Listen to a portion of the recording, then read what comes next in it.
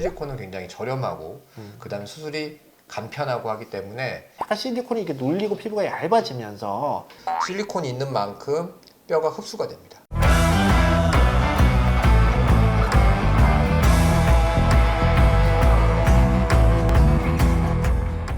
동양인에서만 그렇게 쓴대. 서양인들은 잘 안 쓴대. 무서워한대, 되게 실리콘 쓰는 것 자체를. 그런데 특히나 그런데 그 동양인에서 실리콘이 우리나라에서 되게 잘 쓴대요. 다른 걸 다 써도 실리콘이 가장 간단하면서 팁만 안 쓰면, 싸잖아. 그리고 모양이 되게 좋대요. 안정도 좋고 팁만 안 쓰면. 원장님, 네. 무슨 얘기 중이세요? 그 얼마 전에 학회에서 호수라는 원장님 만나서 얘기하다가요, 그런 얘기들이 나와서 근데 보통 코 세울 때 실리콘 많이 쓰잖아요. 물어보니까요, 아직까지도 코에 쓰는 실리콘이 제일 많이 쓸 걸. 가장 많이 쓰는, 제일 많이 쓰죠. 물론 이제 코끝에서는 요즘은 자기 연고를 많이 쓰려고 하는데 콧대에서는 실리콘이 가장 좋은 재료라고, 안정성이 확보된 재료라고 이렇게 알고 있죠. 턱끝 수술에도 실리콘을 쓰나요? 쓸 수는 있는데 예전에 별로 많이 안 썼죠. 좋아요. 예전에 많이 썼고요.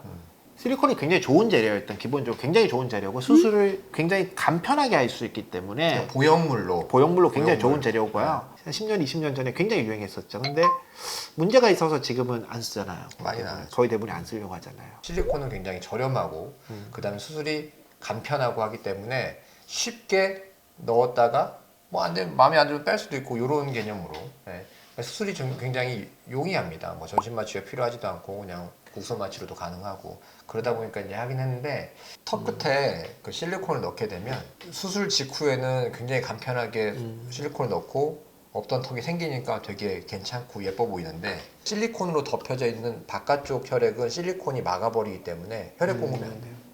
그래서 실리콘이 있는 만큼 뼈가 흡수가 됩니다. 시간이 오래 지나면 마치 실리콘이 뼈를 파고 들어가는 듯한 그런 현상들을 보이게 됩니다. 가급적이면 얼굴 뼈에다가는 실리콘을 쓰는 건 좋지 많이 안 않고요.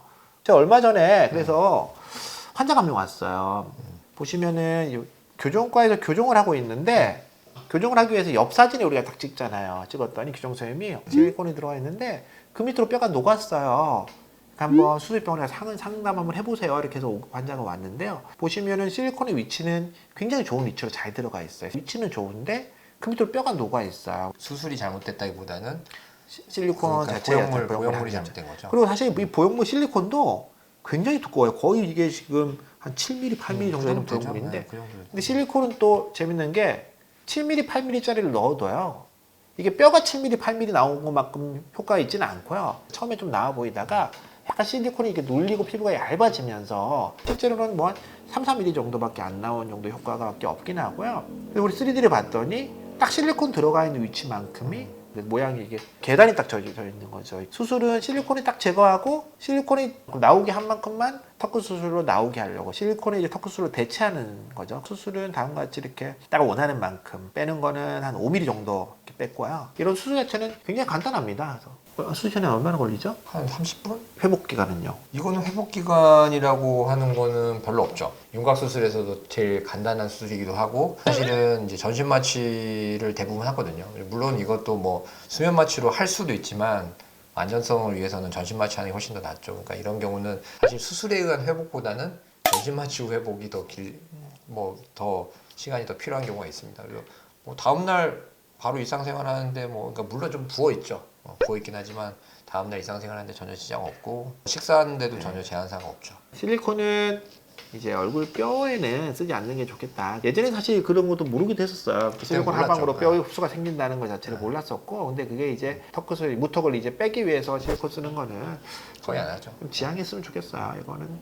그리고 이게 절골에서 턱끝 수술을 하는 경우에는 턱 안쪽에 있는 근육을 포함해서 앞으로 당길 수 있기 때문에 특히 이렇게 그 무턱이면서 수면무호흡이 있는 경우에 턱끝 수술을 절골해서 앞으로 빼주면 혀의 위치가 좀 개선이 되면서 수면무호흡을 좀 줄일 수 있는 코골이, 효과도 그렇죠? 코골이가 있는 경우에 코골이 좀 줄일 수 있는 거가 있죠. 그리고 코골이의 이제 치료 중에 하나에 턱끝 전진술이 있잖아요. 있죠. 그러니까 그런 효과도 있고, 어쨌든 간에 보형물을 쓰게 되면 몸 안에 보형물이 남는 건데 턱끝 수술을 하게 되면 자기 뼈가 옮겨져서 효과가 나타나는 거기 때문에 보형물을 안 써도 되는 장점이 생기고요.